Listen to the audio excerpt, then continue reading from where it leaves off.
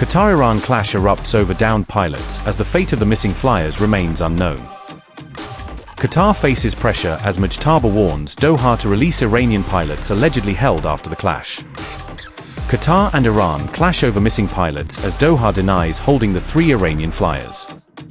Tehran accuses Qatar of holding its pilots, but Doha fires back with a stunning denial.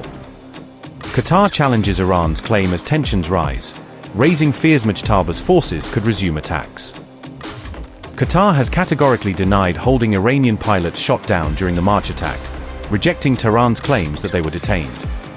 Doha said the Iranian aircraft had violated Qatari airspace and ignored repeated warnings before being engaged during the incident. Qatar said search and rescue teams later located the remains of 1 Iranian pilot who had been reported missing after the clash. Qatar's foreign ministry said it contacted Tehran to coordinate arrangements for the return of the recovered pilot's remains. Qatar claimed it invited an Iranian team to review the search operation, but said Tehran did not respond to the invitation. The denial came after Iran accused Qatar of holding 3 of its fighter pilots for months following the March confrontation.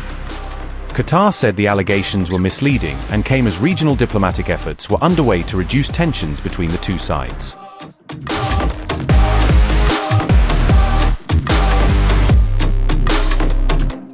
On August 15, Iran revealed its claimed fate of 3 military pilots who had been missing since a March combat mission involving 2 Sukhoi 24 aircraft. Tehran said Qatari forces captured the 3 pilots alive after their Sukhoi 24s went down, though Qatar had not immediately publicly confirmed the allegation. The aircraft went down during Iranian attacks on Qatar amid the US-Israel war, with the mission reportedly targeting the US-operated Al-Udeid Air Base. Iran identified the 3 men as Javad Salehi, Abdulmajid Dashtian and Amran Baraveshan, saying all were taken into custody after the aircraft crashed. The body of a 4th pilot, Majid Kazemi, was returned to Iran after the Qatar operation, with Iranian authorities saying DNA testing had confirmed his death. Iran said 4 pilots were aboard the 2 Sukhoi 24 fighters that went down during the war, leaving 3 men unaccounted for until Tehran's latest claim.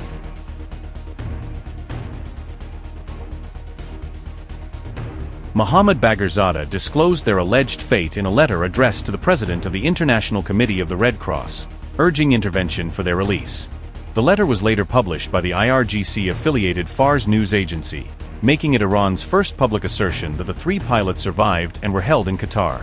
Bagherzadeh said Qatar has denied the 3 pilots contact with their families, claiming they have not been permitted meetings, interviews or direct communication for 6 months. Iranian officials seeking information about the pilots have also allegedly been denied access. Mohammad Bagherzadeh said, and I quote, 3 Iranian pilots were captured alive by Qatari forces after the Su-24 fighter jets crashed during the March attacks. Unquote.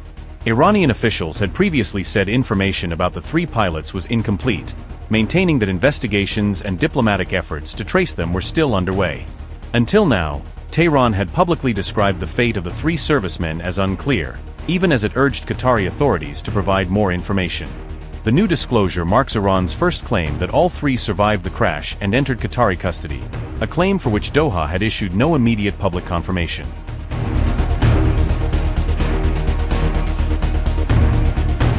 An Iranian newspaper says Tehran's missiles could plunge Gulf Arab states into crisis within half a day if war escalates.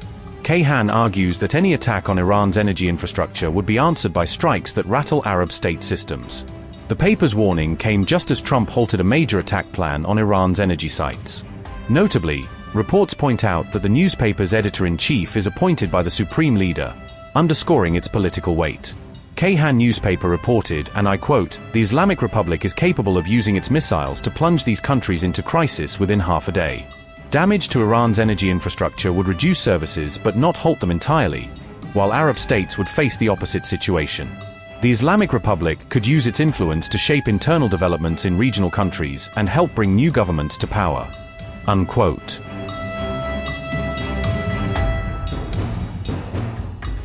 Iran's IRGC is reportedly weighing preemptive military strikes if negotiations with the United States collapse, according to the Wall Street Journal. The Wall Street Journal cited an Iranian diplomat but did not specify which potential targets could be considered for any such strikes. The report said it remained unclear whether any Iranian response would be directed against US assets, Israel, or both.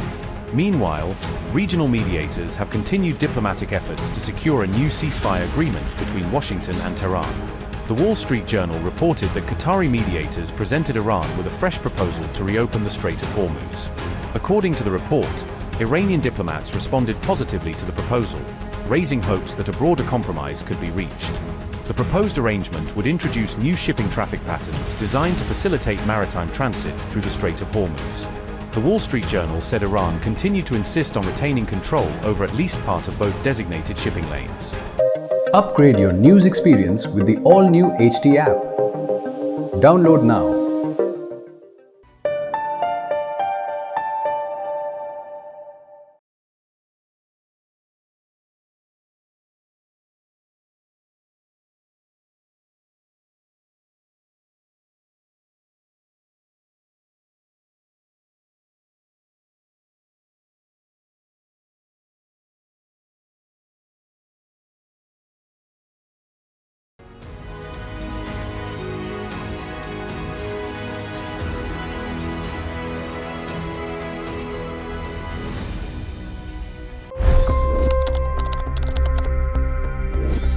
$25 crore गरीब गरीबी को परास्त करके बाहर निकले। For the good of our nation, let's work together and let's truly make America great again. The fastest news breaks. Requested PM saying that look, you will have to speak to Putin and to Zelensky. The biggest newsmakers.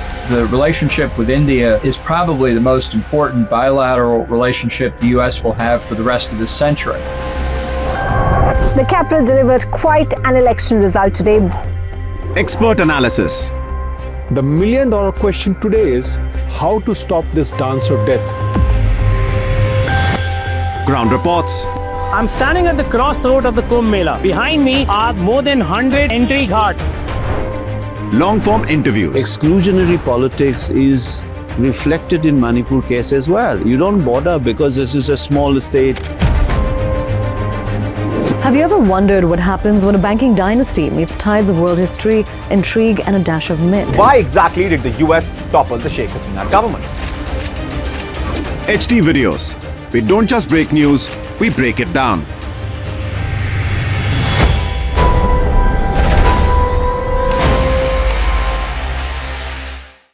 Upgrade your news experience with the all-new HT app. Download now.